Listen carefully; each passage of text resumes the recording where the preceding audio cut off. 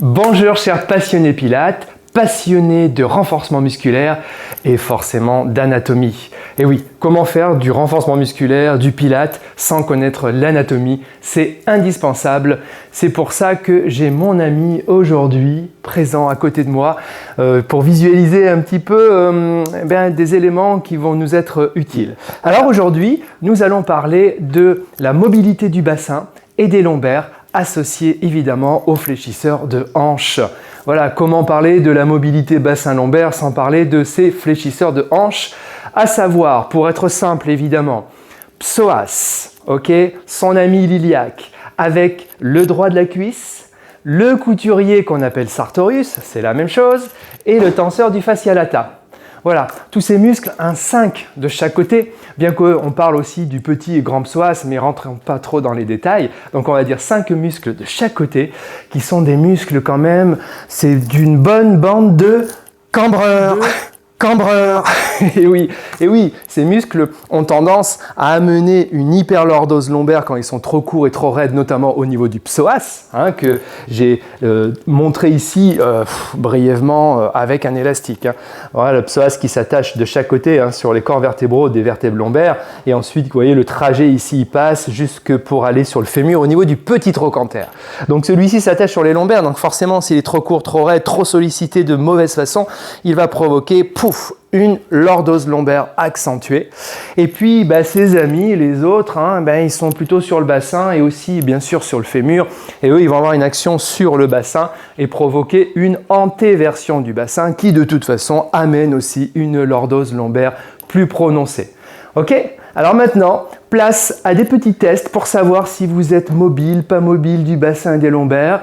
Est-ce que c'est un problème de fléchisseur de hanches, de psoas, etc. C'est tout de suite.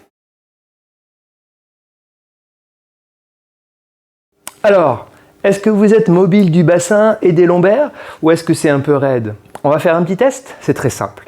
On va s'allonger sur le dos avec les pieds à plat au sol et les genoux fléchis. Donc comme on sait que les fléchisseurs de hanches s'attachent à la fois en fonction du muscle sur vos lombaires et sur votre bassin et ensuite sur les fémurs, ici, avec cette flexion de hanches et de genoux, on a des fléchisseurs de hanches qui sont plutôt en relâchement, on va dire, d'accord ? Donc, ils ne vont pas avoir une incidence sur la bascule du bassin et des lombaires dans cette position. Ok ? Donc, c'est très simple. Alors, je vais amener mes bras vers l'arrière pour que vous puissiez mieux voir le mouvement du bassin que je propose. Ensuite, bien entendu, il faut contracter un petit peu le périnée, ce n'est pas négatif. Vous savez que je suis formateur pilates depuis des années et le périnée fait partie, bien sûr, d'une composante très importante. Donc le périnée est légèrement contracté, revenons pas trop sur ces détails-là, ça fera partie d'un sujet d'une autre vidéo. Je vous présente mon acolyte Taiko.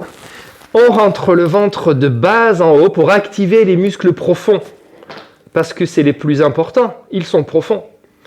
Et puis, on va essayer de venir, en expirant, venir imprimer les lombaires par la bascule du bassin. Voilà, on exerce donc une rétroversion de bassin qui amène les lombaires sur le tapis. Et puis en inspirant, on fait attention et on revient dans l'autre sens, ce qui redonne une courbure lombaire légère. D'accord ? Donc, votre souffle permet d'imprimer par le ventre rentré, par la bascule du bassin, vos lombaires s'impriment. Et l'inspire, on revient. Voilà, ok ? Alors, si vous arrivez à faire ça de façon correcte, sans aucune tension dans le bas du dos, tout se passe bien, on peut considérer que vous avez une bascule du bassin plutôt correcte, avec des lombaires suffisamment souples pour cet exercice. Donc ça, c'est bon, c'est super. Mais attention, ne trichez pas. Par exemple, j'observe souvent des personnes qui réalisent vraiment la bascule et qui impriment les lombaires, mais là-haut, au niveau de la nuque, pouf, ça casse. Et j'exagère pas, pas du tout. Donc, alors je recommence. Si vous voyez ça, ou si vous faites ça en imprimant les lombaires, de l'autre côté, ça cambre la nuque, voilà, c'est de la triche. Enfin, c'est pas de la triche, c'est que de toute façon, il y a une compensation vertébrale en fait.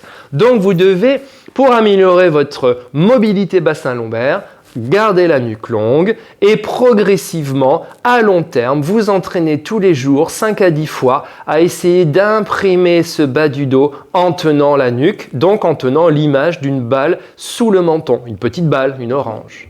Ok? Et avec des abdos qui rentrent, hein, pas des abdos qui gonflent. Voilà pour ce premier test. On compte sur vous pour partager cette vidéo, réagir en commentaire et vous abonner à mon compte Cyril Péché, Facebook, Instagram et YouTube, ainsi que celui du compte Référence Pilates.